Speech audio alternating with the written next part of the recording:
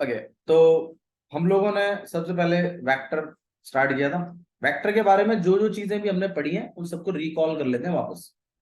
इसको अच्छे से देखना वापस से दोबारा से, जब तक आपको पूरा चीज समझ में ना आए। फिर आप अपनी एक्सरसाइज करके देखेंगे। कौन सी वाली 12, कौन सा चैप्टर 10 है? 10.2 करके देखेंगे इसको। वेक्टर को तो आपने 3 चैप्टर रिकॉल करवा दिया। नहीं, दोबारा करवा रहे हैं, थोड़ा सा हल्का चल रहा मामला। तो 10.2 आप फिर दोबारा कर लेंगे। डाउट जो भी बनते हैं कल आप मुझे बता देंगे, आप मेरे से साइन लेके जाएंगे। 10.2 का आप रिवीजन करके लेके आएंगे, ठीक है? ओके, फिर 10.3 फिर मैं थोड़ा सा दोबारा करवा दूंगा, कोई बात नहीं। पर मुझे 10.3 में भी डाउट नहीं चाहिए। 10.3 फिर आप कर लेना, फिर उसके बाद हम अगले बढ़ जाए 10.4। ठीक है, 10.2 10.3 आप कर लाइए। चलिए ध्यान दीजिए, वेक्टर क्या होता है भाई? पूछो जी, वेक्टर क्या होता है? आप हाइड होकर क्यों बैठती है? इधर बैठे, कंजर थोड़ा सा पीछे हो जाओ। कम है, पूछो। ज्योति आप भी बहुत पीछे बैठते हो, नॉट गुड। दोनों आ जाओ मेरे सामने। हाँ जी, ठीक है। वेक्टर क्या होता है?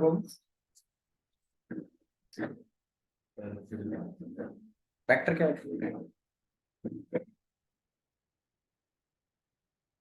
अरे बाबू बोलो, पता है नहीं पता बोलो नहीं पता। हाँ बस बात खत्म होगी। ज्योति, वेक्टर क्या होता है? यस, वेक्टर का बेसिकली मतलब फिजिक्स में अगर देखें तो इट इज अ क्वांटिटी जिसके पास डायरेक्शन भी हो और क्या चीज हो साथ ही साथ, मैग्नीट्यूड भी हो, है ना? मैग्नीट्यूड का मतलब क्या हो गया कंचन? बहुत बढ़िया, एक स्केलर क्वांटिटी, एक वैल्यू। और डायरेक्शन मतलब ईस्ट वेस्ट नॉर्थ साउथ किस तरफ जा रहा है वो चीज, ठीक है? तो वेक्टर बेसिकली एक ऐसी चीज है जिसके पास डायरेक्शन भी हो और जिसके पास मैग्नीट्यूड भी हो। क्या कहलाता है? वेक्टर। ठीक है, आप जिन क्वांटिटीज के साथ डील करोगे वो दो तरीके की होती हैं, एक स्केलर और एक वेक्टर। फिजिक्स में आपने पढ़ा भी है। स्केलर क्या होता है? एक ऐसी क्वांटिटी जिसपे सिर्फ क्या हो, मैग्नीट्यूड, मतलब उस पर डायरेक्शन का कोई फर्क नहीं पड़ता। और वेक्टर एक ऐसी क्वांटिटी जिसमें डायरेक्शन और मैग्नीट्यूड दोनों का फर्क पड़ता है। ठीक है, ये फिजिक्स का हिसाब है। मैथ्स कहता है, मैथ्स के लिए वेक्टर कोई क्वांटिटी नहीं है। ठीक है, मैथ्स के लिए तो वेक्टर क्या है? एक लाइन सेगमेंट, एक डायरेक्टेड लाइन सेगमेंट। मतलब एक लाइन सेगमेंट होगा, लाइन सेगमेंट में एक स्टार्टिंग पॉइंट होता है, एक एंडिंग पॉइंट होता है, और इसकी डायरेक्शन होगी कि ए से बी जा रहा हूं कि बी से ए जा रहा हूं, राइट? ऐसा हमने पढ़ा है। ठीक है, तो it is a directed line segment. और डायरेक्टेड लाइन सेगमेंट है तो इसकी डायरेक्शन भी होगी और इसका मैग्नीट्यूड भी होगा। अच्छा जी, उसके बाद फिर मैंने वेक्टर में आपको ये चीज बोली थी कि अगर कोई दो पॉइंट पता है आप, x1 y1 और z1, और ये वाला पॉइंट है x2 y2 और z2, तो आप इनके बीच में वेक्टर क्रिएट कर सकते हैं, राइट? ऐसे ही बताया था मैंने। और फॉर्मूला क्या था? x2 minus x1 I cap plus y2 minus y1 J cap और प्लस z2 माइनस z1। ठीक है, अब आप ये बताइए आई कैप क्या होता है? पूजा पता है? नहीं? ओके, आई कैप क्या होता है कंचन? एक्स एक्सिस का यूनिट वेक्टर। मैं देखो, मतलब मैंने आपको दो पॉइंट दिए, आप उनके बीच में क्या जनरेट कर सकते हैं? वेक्टर। ठीक है, ये चीज आपने सीख ली। वेक्टर क्या होता है?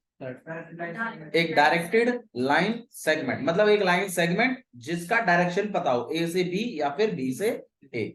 लिखते कैसे? मान लो ये वेक्टर अगर तैयार हो गया कल को, तो इसको कुछ नाम भी तो दोगे। तो नाम आप कुछ ऐसे देते हैं, ए बी लिखते हैं और ऊपर क्या लगा देते हैं? एरो। तो इससे हो जाता है कि ए से कहां जा रहा है? बी तक, तो ए बी वेक्टर बन जाता है।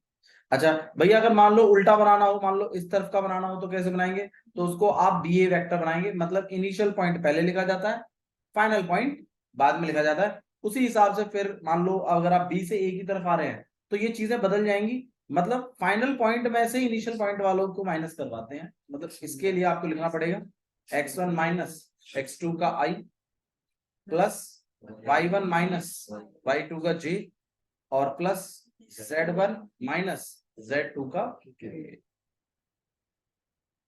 तो vector can be created between two points. Clear है? ठीक है। अच्छा जी, नेक्स्ट फिर हमने पोजीशन वेक्टर का डिस्कशन किया था। पोजीशन वेक्टर क्या होता है भाई? जिसका पोजीशन बिल्कुल सही बात है। देखो हमने 3 एक्सेस पढ़ी हुई है, ठीक है। ये आपके पास एक्स एक्सेस, ये वाई एक्सेस और ये जेड एक्सेस। अब स्पेस है ये, और चाहिए बीचों बीच ओरिजिन। अब स्पेस है ये, तो स्पेस में आप कहीं पर भी पॉइंट ले सकते हैं, और इस पॉइंट के अपने क्या होंगे? कोऑर्डिनेट्स होंगे। अब अगर ओरिजिन से इस पॉइंट के बीच में क्या बनाया जाए? एक वेक्टर बनाया जाए, तो इस वेक्टर को हम क्या बोलेंगे? Position vector. तो पोजीशन वेक्टर क्या होता है? पोजीशन वेक्टर एक ऐसा वेक्टर है जिसका इनिशियल पॉइंट ओरिजिन, और ये हमेशा कोऑर्डिनेटों के साथ ही बनता है, क्योंकि एक पॉइंट ओरिजिन होगा, दूसरा पॉइंट वो कोऑर्डिनेट होगा, उनके बीच में क्या बन सकता है? पोजीशन वेक्टर बनाया जा सकता है। ठीक है। अच्छा जी, इसको बनाने के लिए फिर हिसाब किताब क्या बैठेगा भाई? देखो इसके कोऑर्डिनेट है 0,0, और जब आप इनको माइनस करोगे तो कैसा बनाओगे? x1 i का प्लस में y x1 माइनस 0 आई कैप प्लस y1 माइनस 0 जे कैप। इसमें x2 मतलब ये तो 0 है। ओपी वेक्टर बना रहे तो फाइनल में से इनिशियल को क्या करवाएंगे? माइनस। तो देखो वही करवाया जा रहा हूँ। और लास्ट वाला क्या आपके पास? z1 माइनस ओ, ठीक है।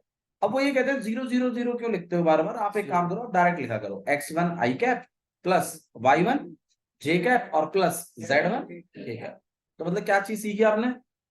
कि अगर किसी पॉइंट के कोऑर्डिनेट दे रखे हैं तो उसका पोजीशन वेक्टर बनाया जा सकता है डायरेक्टली, उस कोऑर्डिनेट के पॉइंटों को, मतलब उस कोऑर्डिनेट के एक्स वाई जेड को इस्तेमाल करते हैं। फॉर एग्जांपल मान लीजिए एक पॉइंट है 2, -3 और 4। अब अगर मैं बोलूं इसका पोजीशन वेक्टर बनाओ, तो आप ही बता दीजिए क्या होना चाहिए? 2i -3j और प्लस 4k। क्लियर है? तो वेक्टर तैयार किया जा सकता है, पोजीशन वेक्टर आपने क्लियर किया। नेक्स्ट, यूनिट वेक्टर क्या होता है? हाँ जी कंचन जी, यूनिट वेक्टर क्या होता है? बिल्कुल, यूनिट वेक्टर भी बड़ा इंपॉर्टेंट है। यूनिट वेक्टर का मतलब हो गया एक ऐसा वेक्टर जिसका, देखो नॉर्मली एक वेक्टर है कोई भी, जैसे मान लीजिए ये ए वेक्टर है। अब इसका अपना क्या होगा? मैग्नीट्यूड होगा। मैग्नीट्यूड को कैसे लिखते हैं भाई? वेक्टर लिखकर ऊपर ऐसे लाइन लगा दो, ये मैग्नीट्यूड को रिप्रेजेंट करता है। ठीक है। मैग्नीट्यूड कैसे कैलकुलेट करते हैं वो भी जान लेते हैं हम लोग। फॉर एग्जांपल जैसे मान लीजिए कोई वेक्टर है आपके पास, let it be 2i plus 3j और प्लस 4k। मैंने अभी तक यूनिट वेक्टर के बारे में बात नहीं करी है, मैं आपको सिर्फ नॉर्मली बता रहा हूँ मैग्नीट्यूड कैसे कैलकुलेट करते हैं। मैग्नीट्यूड का मतलब क्या हो गया कंचन? किसी वेक्टर का मैग्नीट्यूड मतलब, देखो वेक्टर एक लाइन सेगमेंट है, तो उस लाइन सेगमेंट की अपनी लंबाई भी तो होगी, वो लंबाई को ही क्या बोलते हैं? मैग्नीट्यूड। उसको लेंथ बोल सकते हो, मैग्नीट्यूड। ठीक है। अब ये सेंटीमीटरों में है, मीटरों में है, किलोमीटरों में है, तो क्लियर नहीं होता, तो यूनिट्स में आता है। यूनिट लिख देते हैं पीछे, यूनिट लिखते हैं, यूनिट लिखते हैं बस। यूनिट वेक्टर कुछ और है। जैसे मान लो मैं, मेरे को पता नहीं है ना ये, मतलब ये जो वेक्टर बना हुआ है ये सेंटीमीटर में है, मीटर में है, किस में है। तो हम जब कभी मैग्नीट्यूड का जब सॉल्व करेंगे तो पीछे कायदे से हमें उसके क्या लिखना चाहिए? यूनिट। अब वो यूनिट कुछ भी हो सकती है, वो सेंटीमीटर हो, मीटर हो, किलोमीटर हो, कुछ भी हो। ठीक है। चिंता मत करो, इतना परेशान मत हो इस पर। तो मतलब मैं तो बता रहा हूँ, क्योंकि बस मैग्नीट्यूड का मतलब होता है लेंथ। लेंथ को आप मीटर, सेंटीमीटर, किलोमीटर इनमें डिनोट करते हैं। अब पता तो है नहीं भैया कौन सी यूनिट है वो, तो पीछे से खाली क्या लिख के छोड़ देते हैं? यूनिट। जैसे एरिया निकालते हैं तो पीछे क्या लिखते हैं फिर हम उसके? Centimetre square, metre square, kilometre square. लेकिन जब यूनिट नहीं पता होती तो क्या लिखते हैं? यूनिट स्क्वायर या फिर स्क्वायर यूनिट। वो जो भी यूनिट है उसका स्क्वायर, ये लिखते हैं। अब ऐसी लेंथ में क्या लिखते हैं? खाली यूनिट। ठीक है। तो मैग्नीट्यूड क्या है? इसकी लेंथ। अब इसकी लेंथ कैसे कैलकुलेट करते हैं? उसका एक प्रोसेस है। प्रोसेस क्या है भाई? कि ए का स्क्वायर कर देना, बी का स्क्वायर कर देना और सी का स्क्वायर। तो बताइए कितना हो जाएगा? तो 2 का स्क्वायर प्लस 4 का स्क्वायर कितना हो जाएगा? अच्छा अभी बताइए, लेंथ कभी नेगेटिव होगी? आंसर है कभी नेगेटिव नहीं, ये हमेशा कैसी रहेगी? पॉजिटिव। ये मैग्नीट्यूड निकालने के लिए, इसकी लंबाई निकालने के लिए फॉर्मूला है, और लंबाई निकालने का फॉर्मूला है कि इसका स्क्वायर करना पड़ेगा, इसका स्क्वायर करना पड़ेगा, इसका स्क्वायर, क्योंकि किसी भी वेक्टर का जो जनरल फॉर्म होता है वो कैसा होता है, ए आई प्लस बी जे और प्लस सी के। अब अगर किसी का मैग्नीट्यूड कैलकुलेट करना है तो आपको लिखना पड़ता है अंडर रूट ऑफ ए का स्क्वायर प्लस और प्लस, क्योंकि वेक्टर में दो चीजें होती हैं, एक तो मैग्नीट्यूड, दूसरा डायरेक्शन। मैंने क्या सिखाया आपको अभी, मैग्नीट्यूड निकालना। मैग्नीट्यूड का मतलब क्या होता है ज्योति, उस वेक्टर की लेंथ, उस वेक्टर की लंबाई की, वो मैग्नीट्यूड है। वेक्टर क्या होता है योगेश, बहुत बढ़िया, एक डायरेक्टेड लाइन सेगमेंट। तो डायरेक्टेड लाइन सेगमेंट है तो डायरेक्शन भी होगा और मैग्नीट्यूड भी होगा। उसके बाद क्या टॉपिक पढ़ाया था मैंने, कि अगर दो पॉइंट पता है तो उनके बीच में वेक्टर कैसे क्रिएट करते हैं, कैसे करते हैं, x2 minus x1 i plus y2 minus y1 j plus z1, सही है। फिर मैंने आपको सिखाया पोजीशन वेक्टर। पोजीशन वेक्टर क्या होता है भाई, जिसका initial vector, initial point origin हो। फिर उस पर हमने एक कंसेप्ट बना दिया कि अगर कोई पॉइंट पता है तो उसका क्या बनाया जा सकता है, पोजीशन वेक्टर। कैसे बनाते हैं, उसी के एक्स वाई जेडों को यूज करके आई जे के लगा देते हैं पीछे, एक्स आई प्लस वाई जे प्लस जेड के, और उसका पोजीशन वेक्टर तैयार हो जाता है। सही है, कुछ गलत लग रहा है इसमें तो बताइए। अच्छा, अब आपसे एक सिंपल सा क्वेश्चन, भाई देखो मैंने आपको यहां पर एक पॉइंट दिया, मैंने इस पॉइंट का कोऑर्डिनेट दिया 1 माइनस 3 और 4, और मैं आपसे कह रहा हूं ये वाली दूरी बताओ मुझे कितनी है, ये पॉइंट ओरिजिन से कितनी दूर है √20 ये बताओ। तो कैसे निकालोगे ये बताओ भैया। सबसे पहले हम क्या बनाएंगे इसके बीच में, वेक्टर, पोजीशन वेक्टर जैसे बनाते हैं, और उस पोजीशन वेक्टर की लेंथ ही कहीं ना कहीं इस पॉइंट की ओरिजिन से दूरी को रिप्रेजेंट कर रही। सही है ना, नहीं नहीं भाई, पहले आप इसका वेक्टर बनाओगे। वेक्टर कैसे बनेगा, आई माइनस 3j और प्लस 4k। फिर आप क्या करेंगे, अरे बोल भैया बोल, फिर क्या करेगा, इसका मैग्नीट्यूड कैलकुलेट करेंगे, स्क्वायर, ऐसे मत बोलो ना, स्क्वायर मत बोलो, क्या बोलो, मैग्नीट्यूड। अब मैग्नीट्यूड के लिए स्क्वायर करेंगे वो अलग बात। आप इसको बोलो कि भैया हम पहले क्या करेंगे, इसका वेक्टर जनरेट कर देंगे और फिर हम इसका क्या निकाल देंगे, मैग्नीट्यूड। भैया ये डिस्टेंस फॉर्मूले से भी तो हो सकता है, हाँ हो सकता है, उससे भी हो सकता है, वो भी तो वही चीज कर रहा है। अच्छा बताना डिस्टेंस फॉर्मूला क्या था, एनी आइडिया, याद है, अंडर रूट के अंदर x2 minus whole square plus y2 minus y1 plus z2 minus z1 का होल स्क्वायर।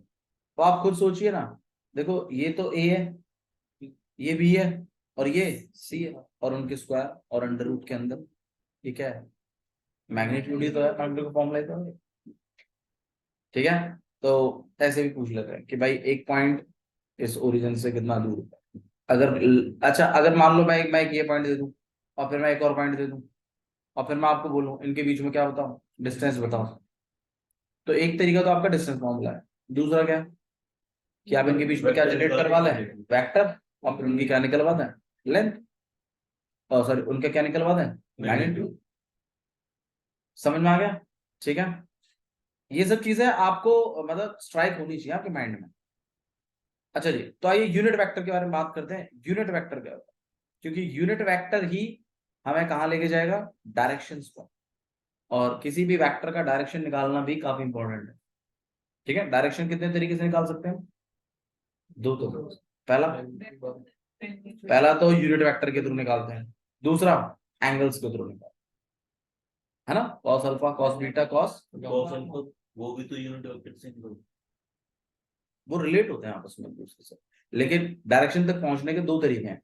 अगर एंगल दे रखे हैं तो भी पहुंच जाते हैं डायरेक्शन तक, और अगर आपको एक वेक्टर ही दे रखा है तो उसका यूनिट वेक्टर निकाल के भी पहुंच जाते हैं डायरेक्शन तक। ठीक है, चलिए यूनिट वेक्टर देखते हैं। पहले तो क्या होता है, यूनिट वेक्टर का मतलब है कि अगर कोई वेक्टर तुम्हें दिया हुआ है, लेट इट बी, यहाँ पर ए है यहाँ पर बी है, तो ये ए बी वेक्टर बना हुआ है, late it B A vector. तो यूनिट वेक्टर का मतलब होता है इसी वेक्टर की डायरेक्शन में एक वन यूनिट वाला एक छोटा सा मतलब वेक्टर। मतलब किसी वेक्टर पर उसी की डायरेक्शन में उसी की डायरेक्शन वन मैग्नीट्यूड वाले वेक्टर को क्या कहते हैं? यूनिट वेक्टर कहते हैं। भैया हर वेक्टर का अपना यूनिट वेक्टर होगा या नहीं होगा, आप बताइए। हर वेक्टर का अपना भाई हर वेक्टर की अपनी डायरेक्शन, अब उसी डायरेक्शन में एक मैग्नीट्यूड वाले वेक्टर को क्या कहते हैं? Unit vector. अब अगर कोई वेक्टर अगर सिर्फ मतलब यूनिट वेक्टर की खासियत होती है कि इसका मैग्नीट्यूड तो कितना होता है? यूनिट यूनिट मतलब क्या होता है? वन। तो इसका मैग्नीट्यूड तो वन होता है। किसका? यूनिट वेक्टर का। और इसकी डायरेक्शन वही होती है जो आपके उस वेक्टर की डायरेक्शन। मतलब कहीं ना कहीं अगर आपने यूनिट वेक्टर निकाला या आपको चेक करने के लिए बोला कि भाई यूनिट वेक्टर है या नहीं है, तो सबसे पहला हिसाब क्या होना चाहिए कि आप उसका क्या कैलकुलेट करके दिखाइए। अगर मैग्नीट्यूड वन आ गया ना तो वो पक्का यूनिट वेक्टर। अब वो किस वेक्टर का यूनिट वेक्टर है वो अलग बात, लेकिन वो एक यूनिट वेक्टर है। और उस टाइम पर उसके आई जे के आगे जो लिखे हुए हैं वो आपके डायरेक्शन कोसाइंस होते हैं। मतलब ये है कि यूनिट वेक्टर क्या होल्ड करता है? सिर्फ डायरेक्शन। इसीलिए यूनिट वेक्टर का बड़ा महत्व है किसी भी वेक्टर की डायरेक्शन निकालने के लिए। फॉर एग्जांपल जैसे मान लीजिए कोई ए वेक्टर है 2i माइनस जे और प्लस के। अब अगर मैं कहूं मुझे इस वेक्टर की डायरेक्शन जाननी है, तो भाई ध्यान रखिएगा ये जो 2 और -1 और ये जो 1 बना है ये तो इनसे बना है, याद करो। x2 माइनस x1 i से plus y2 minus y1 j से, है ना, और plus z2 minus z1 k से। तो एक बात ध्यान रखिएगा ये जो 2 है यहाँ -1 है और ये जो 1 है ये नहीं होते डायरेक्शन कोसाइन। ये डायरेक्शन नहीं होते, ये तो आपके उस वेक्टर के इनिशियल और फाइनल पॉइंट के एक्सों का माइनस, वाइयों का माइनस और जेडों का माइनस होता है। और इनको इनको ये जो आगे लिखे हुए हैं ना इनको एक स्पेशल नाम से बुलाया जाता है। क्या बोलते हैं इनको? Direction ratio. मतलब ये जो ए बी और सी है ना इनको बोला जाता है डायरेक्शन रेशियो। Direction ratio. तो डायरेक्शन रेशियो बेसिकली वो नंबर्स होते हैं। देखो अब इसकी डेफिनेशन को ना वैसे वो थोड़ा सा अजीब सा कर देते हैं। डायरेक्शन रेशियो की डेफिनेशन पता क्या देते हैं वो? डायरेक्शन रेशियो की डेफिनेशन देते हैं those numbers which make proportional with the direction cosines are direction ratio। मतलब ये है कि वो नंबर जो आपके डायरेक्शन कोसाइंस के साथ बराबर का रेशियो मेंटेन करते। समझाएंगे, पहले इतना समझ लीजिए कि कोई भी वेक्टर अगर लिखा हुआ है तो उसके आगे के जो लिखे हुए हैं ये जो 2, 3 और 5 है ये क्या है? Direction ratio. और ये कैसे आए हैं? उस वेक्टर पर इनिशियल और फाइनल पॉइंट के एक्सों को माइनस करके, वाइयों को माइनस करके और जेडों को माइनस करके। ठीक है, तो डायरेक्शन रेशियो अगर आपको निकालने हैं तो एक्सों का माइनस, वाइयों को माइनस और जेडों का माइनस आपको डायरेक्शन रेशियो देता है। ठीक है भैया, डायरेक्शन कोसाइन कैसे निकालेंगे? डायरेक्शन कोसाइन निकालने के लिए आपको उसका क्या निकालना चाहिए? Unit vector. अब यूनिट वेक्टर का फॉर्मूला बता दूं, ए वेक्टर अपॉन में उसी का मैग्नीट्यूड। अगर आप उस किसी वेक्टर को उसी के मैग्नीट्यूड से डिवाइड करते, फॉर एग्जांपल जिसमें कह रहा हूं एक वेक्टर है 8 मैग्नीट्यूड का, और अगर आपने उसको 8 से डिवाइड कर दिया तो आप बताइए कितना मैग्नीट्यूड रह गया? 1। और क्या चीज रहेगी? डायरेक्शन। तो यूनिट वेक्टर की प्रॉपर्टी होगी ना सेटिस्फाई, तो भैया मैग्नीट्यूड कितना होता है? 1। और क्या होल्ड करता है? डायरेक्शन। तो यूनिट वेक्टर कहलाया। तो इसलिए यूनिट वेक्टर का आपको फॉर्मूला भी बना के दिया उन्होंने कि किसी भी वेक्टर को अगर उसके मैग्नीट्यूड से क्या कर दिया जाए? डिवाइड, तो जो बनता है वो क्या बनता है? Unit vector. और यूनिट वेक्टर के जो आई जे के आगे लिखे रहते हैं वो होते हैं डायरेक्शन कोसाइन। और एक सिंपल वेक्टर के आगे जो आई जे के में लिखे रहते हैं वो क्या होते हैं? Direction ratio. और डायरेक्शन वेक्टर और डायरेक्शन कोसाइन और डायरेक्शन रेशियो की खासियत क्या है? एक दूसरे कि वो एक दूसरे के प्रोपोर्शनल होते हैं। मतलब अगर उनको रेशियोज में रखा जाए, मतलब डायरेक्शन रेशियोज को हम रिप्रेजेंट करते हैं एबीसी से, डायरेक्शन कोसाइन को रिप्रेजेंट करते हैं हम एल एम एन से। और ये जो L अपॉन ए है, M अपॉन बी है और N अपॉन सी है, ये आपस में इक्वल, ये इन रेशियो, इसलिए इनको डायरेक्शन रेशियोज कहते हैं, क्योंकि ये बराबर रेशियो मेंटेन करते हैं किनके साथ, डायरेक्शन के साथ। लेकिन डायरेक्शन रेशियो आते कैसे हैं, x2 minus x1, y2 minus y1, z2 minus z1, ठीक है। तो जैसे मान लीजिए यहाँ पे 2i है प्लस 3j है और प्लस 5k है। अगर मैं इसी को बताओ भाई कितना हो गया, √38। अब अगर मैं सबको बांट दूं तो यहाँ 2 अपॉन में √38 जो आ रहा है प्लस 3 अपॉन में √38 और प्लस 5 अपॉन में √38। देखो अलग अलग बांटना, तभी तो आईजे के अलग अलग होंगे। अब ये जो आगे लिखे हुए हैं ना, ये क्या है, डायरेक्शन कोसाइंस, और इनको किस अल्फाबेट से डिनोट किया जाता है, एल। ठीक है, अब पहली बार पढ़ रहे हो कुछ, तो आप प्रीवियस वीडियोस देख के फिर इसको देखेंगे तो ये बात बनेगी इसके, ऐसे नहीं आएगा आपको, क्योंकि इसको हमने एक हफ्ते में सीखा था जो हम आज रिवाइज करते हैं चीज। ठीक है, तो ये आपके पास एल, एम और एन। अच्छा, इन एल एम एन का अपने आपस में भी एक रिलेशन है, वो बताओ। L square plus M square plus N square किसके बराबर है, ये चीज। और इस रिलेशन का यूज कब करना है, जब एल एम एन में से दो चीजें पता हो, तीसरी नहीं हो। ये यहीं तक है मामला, ठीक है।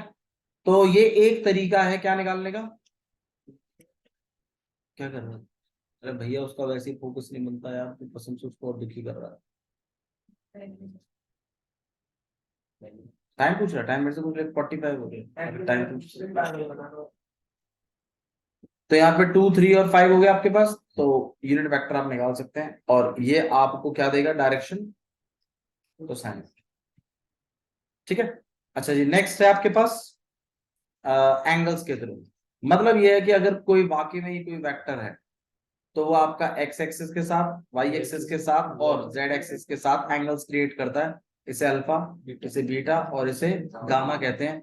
इसके ये भी आपको कहीं ना कहीं डायरेक्शन को साइन देते हैं, कॉस अल्फा, और एम क्या है, कॉस बीटा, और एन क्या है, कॉस गामा।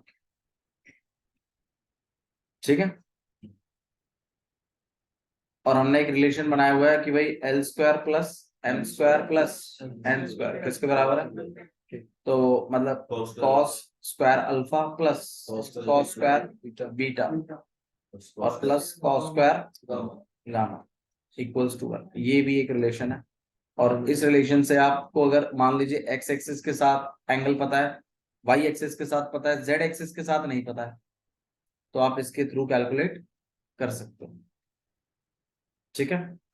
अच्छा जी, एक इन दोनों चीजों का आपस में एक लिंक और होता है। वो लिंक ऐसा है कि मान लीजिए मैंने आपको कोई वेक्टर दे दिया, मान लीजिए आई माइनस जे और प्लस के, ठीक है। और मैंने आपको बोल दिया कि मेरे को एक्स एक्सिस के साथ एंगल बताओ कितना बना रहा है, तो ये चीज कैलकुलेट की जा सकती है। कैसे भाई, अगर मैं इसका यूनिट वेक्टर निकालूं, निकाल ही सकते यूनिट वेक्टर, कैसे निकालते यूनिट वेक्टर, आई माइनस जे और प्लस के अपॉन में √3, ये तीनों को बांट देंगे 1 अपॉन में, -1 अपॉन में और +1 अपॉन में √3। सही है यहाँ तक। अच्छा, ये जो आए हैं, ये जो आए हैं, ये क्या है, LMN, डायरेक्शन को साइन है LMN, तो मतलब यहाँ L, यहाँ M और यहाँ N। और एंगल निकालना है आपको, तो आप फिर इस वाली बात का यूज करिए कि L किसके बराबर होता था, L की वैल्यू कितनी है 1/√3 और अल्फा को आप अकेला कर देंगे यहाँ पर। 1/√3 ऐसे निकालते हैं आप एंगल्स, ऐसे वाई एक्सिस के साथ, ऐसे ही जेड। मतलब अब आपने इससे ओवरऑल ये बात समझिए कि अगर कोई वेक्टर पता है तो उसका मैग्नीट्यूड निकाला जा सकता है, उसका डायरेक्शन कोसाइन निकाल सकते हैं, उसका डायरेक्शन रेशियो निकाल सकते हैं। अच्छा ये बताओ, इस वेक्टर का डायरेक्शन रेशियो क्या है, 1 minus 1 1 माइनस 1 और 1, इसका डायरेक्शन कोसाइन क्या है? 1 by root 3 minus 1 by root 3 or 1 by root. Direction cosine देखने के लिए आपको यूनिट वेक्टर को, डायरेक्शन रेशियो देखने के लिए आपको नॉर्मल वेक्टर को देखना। मैग्नीट्यूड कितना है इसका? √3, ये दिखा ना अपॉन, ये तो फॉर्मूला था ए वेक्टर अपॉन में उसका। A vector को मैं अच्छा, एक्स एक्सिस के साथ एंगल कितना है? cos inverse 1 by √3। ऐसे ही आप उसके साथ भी निकाल सकते हो, वाई के साथ, ऐसे ही तीनों के साथ सेम रहेगा। हाँ।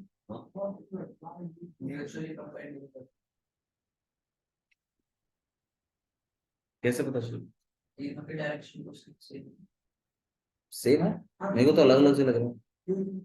नहीं, एक पाई माइनस नेगेटिव नहीं है, pi minus cos by 1 by root 3 हो जाएगा cos इनवर्स। खैर एक नेगेटिव मतलब अलग है। हाँ भाई, आओ चलो बाई एक्सिस कैलकुलेट कर देते हैं। उमंग कोई नहीं छेड़ रहा है आपको। एम बताइए कितना है? -1 अपॉन यहाँ पर cos, और बीटा को क्या बोलेंगे आपके पास? cos inverse -1 upon. अब बताओ भाई, cos में जब नेगेटिव होता है तो क्या pi minus cos inverse. Pi minus करके आता है, तो मतलब pi minus cos inverse 1 upon, ये कुछ एंगल है, यहाँ थोड़ा सा अलग है, ठीक है। और फिर cos गामा, तो एंगल्स अलग अलग है, ठीक है। हालांकि एक्स एक्सिस वाला और जेड एक्सिस वाला सेम है, वाई एक्सिस वाला अलग है, ठीक है। तो ऐसी बात है। और वैसे भी अगर X axis Y axis Z axis के साथ अगर सेम एंगल भी क्रिएट करता तो इक्वली इंक्लाइंड होता, म्यूचुअली परपेंडिकुलर नहीं। म्यूचुअली परपेंडिकुलर अलग चीज, ठीक है। ये इक्वली इंक्लाइंड है, अब होता अगर ये प्लस का होता तो, ठीक है। तो आप एंगल्स निकाल सकते हैं, आप डायरेक्शन कोसाइन निकाल सकते हैं, ठीक है। अच्छा जी, फिर हमने एक चीज और भी देखी कि भाई मान लीजिए अब दो वेक्टर है, मतलब आप सोचो ना, आपने एक वेक्टर के बारे में फुल इन्फो ले लिया, अब जब एक वेक्टर से पूर्ति खत्म होगी फिर हम दूसरे वेक्टर पे, अब दो वेक्टर की बात करेंगे। अब जब आप दो वेक्टरों की बात कर रहे हो तो उनके प्लस की, उनके माइनस की, उनके प्रोडक्ट की, उनके बीच में एंगल की, ये सारी बातें आपको करनी पड़ेगी, ठीक है। फिर जब हम लोग यहाँ पर एक वेक्टर है, मतलब एक वेक्टर है और कोई दूसरा वेक्टर है, तो ऐसा हो सकता है कि वो आपस में कैसे हो, पैरेलल। अब पैरेलल और कोलिनियर 3D मतलब इसमें एक ही होता है। अब इसकी एक कंडीशन थी, बताओ कैसे चेक करें कि पैरेलल है या कोलिनियर है या नहीं है? ये प्रोपोर्शनल होता है। बिल्कुल सही बात है। डायरेक्शन रेशियोज के रेशो आपस में कैसे होते हैं? इक्वल हो, बिल्कुल सही बात। मतलब ये कि मान लीजिए ए वेक्टर है तो उसका A1 I plus B1 J है ना, और प्लस C1 K। और ये जो बी वेक्टर है इसका मान लीजिए A2 I plus B2 J और प्लस C2 K। और अगर मैं इनके रेशियोज करूं तो A1 upon A2 equal B1 upon B2 equal C1 upon B2। तो हम कह सकते हैं दो वेक्टर्स आपस में कैसे पैरेलल। अब बताइए कोई दिक्कत है इसमें? सही है। दूसरी बात, दो वेक्टर आपस में परपेंडिकुलर हैं कि नहीं, उस पर बात हुई। हाँ भाई, परपेंडिकुलर की कंडीशन क्या थी? वैसे बताओ कंडीशन बताओ, डॉट के बारे में बाद में बात करेंगे, कंडीशन बताओ। A1 A2 plus B1 B2 plus C1 C2 equal to 0 आना चाहिए। ये A1 B1 C1 क्या है? ये आपके पहले ए वेक्टर के I J K के जो आगे लिखेंगे ना वो B vector A2 B2 C2 क्या है? दूसरे वाले वेक्टर के I J K के आगे जो लिखे हैं वो है। डायरेक्शन रेशियो कैसे? सही है, ठीक है। अच्छा, मेरे को अगर पहले वाले वेक्टर का डायरेक्शन कोसाइन निकालना है तो कैसे निकालूंगा योगेश? उसका यूनिट वेक्टर निकाल लेंगे। क्या निकालेंगे हम उसका यूनिट वेक्टर? कैसे निकालते हैं योगेश? जो वेक्टर होता है भैया मैग्नीट्यूड से उसको डिवाइड कर देते हैं। मैग्नीट्यूड कैसे निकालते हैं योगेश? अंडर रूट के अंदर A² plus B² plus C²। ठीक है, इस तरीके से ही आपको याद है। ये कैसे करते हैं? परपेंडिकुलर कैसे शो करते हैं? दो वेक्टर परपेंडिकुलर है या नहीं है योगेश बताओ? A1 A2 plus B1 B2 plus C1 C2 किसके इक्वल आना चाहिए? 0। पैरेलल कैसे शो करते हैं? पता भाई बता। A1 अपॉन A2 इक्वल होना चाहिए B1 अपॉन B2 इक्वल होना चाहिए C1 अपॉन C2, तो पैरेलल शो होगा। ठीक है जी। फिर एडिशन हमने बताया था भाई, दो वेक्टरों का जब ऐड करते हैं मामला, तो I से I वाला प्लस हो जाता है, J से J वाला, K से K प्लस वाला। एक एग्जांपल देखिए, 2I प्लस J और प्लस K। मान लीजिए मैं प्लस कर रहा हूं I प्लस 3J और प्लस 5K में, और अगर मैं इन दो वेक्टरों को प्लस कर रहा हूं तो I से I वाला प्लस कितना हो जाएगा? 3I प्लस 4J प्लस 6 और प्लस 6। अच्छा, IJK के बारे में जिक्र नहीं किया था, सॉरी। जो एक्स एक्सिस है आपके पास, तो इसका देखो यूनिट वेक्टर मैंने बता दिया, किसी भी एक वेक्टर की डायरेक्शन में एक छोटा वेक्टर 1 मैग्नीट्यूड वाला। तो अब एक्स एक्सिस भी तो कहीं ना कहीं देखो ओरिजिन से स्टार्ट होकर एक वेक्टर ही है, तो इसकी डायरेक्शन में भी जो छोटा सा वेक्टर होगा ना, उसे हम आई कैप बुला, क्योंकि ऊपर कैप लगी है। नहीं, पहले बताया था, अब रिवीजन मिलता है। बता हाँ, शुरू में तो बता देगा? नहीं अभी बताया, चलो बता दे दो। चलो वाई एक्सिस वाले को क्या बोलते हैं भाई?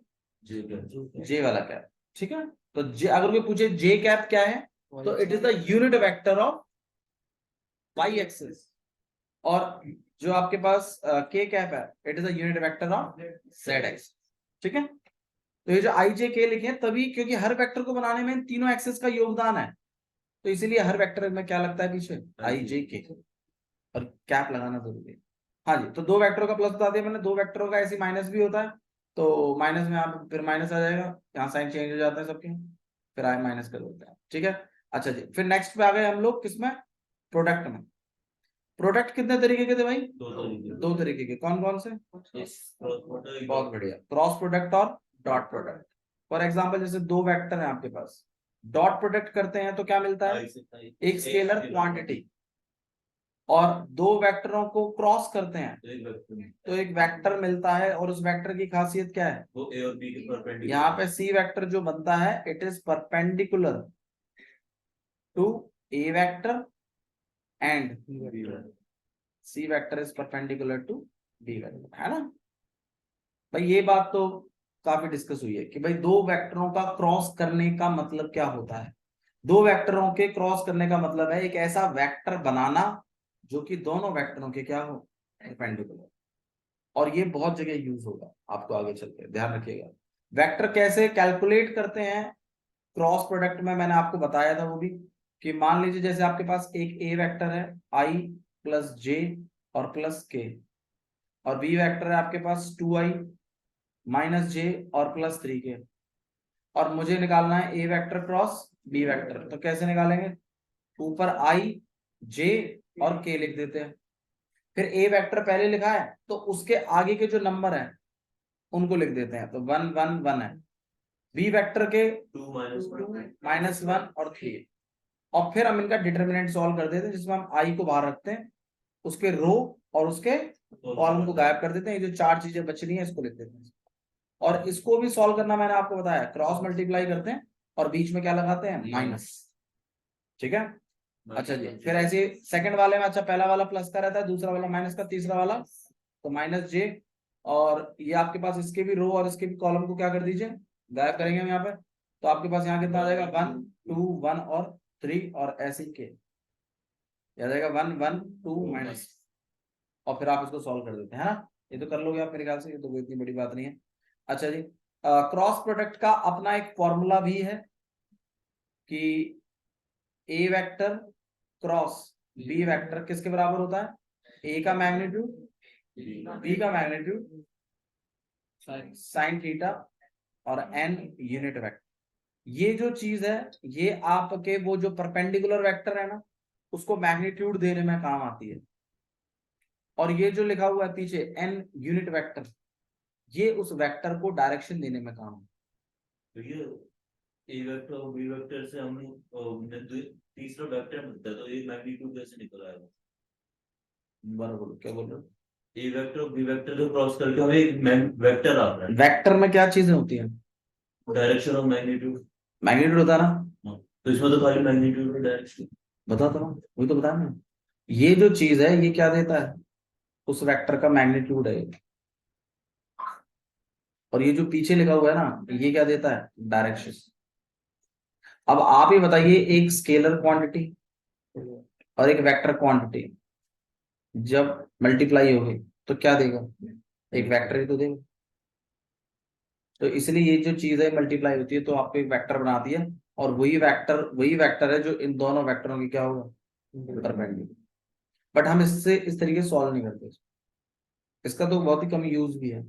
ज्यादातर आपको या तो क्रॉस में वो 90 वाला हिसाब किताब निकलवा लेता है आपसे, और या तो प्रूफ्स पे आ जाता है क्वेश्चन। ठीक है, तो ये एक फॉर्मूला है इसका।